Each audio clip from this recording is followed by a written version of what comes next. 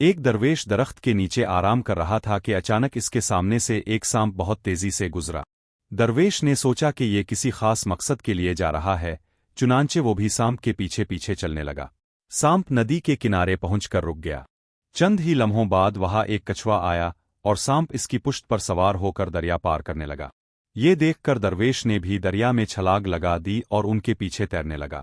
دریا پار کر کے سانپ آگے بڑھتا گیا اور درویش بھی اس کا پیچھا کرتا رہا۔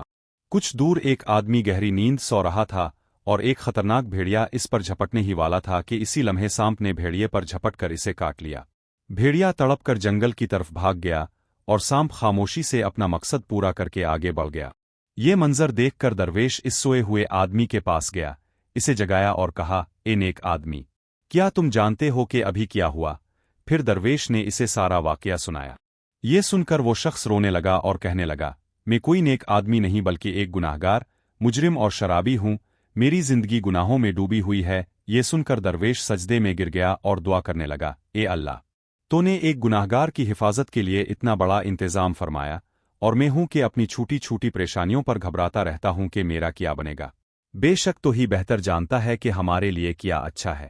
اگر آپ کو یہ ویڈیو پسند آئی ہے تو اس ویڈیو کو لائک کرے اور چینل کو سبسکرائب کرنا نہ بھولیں۔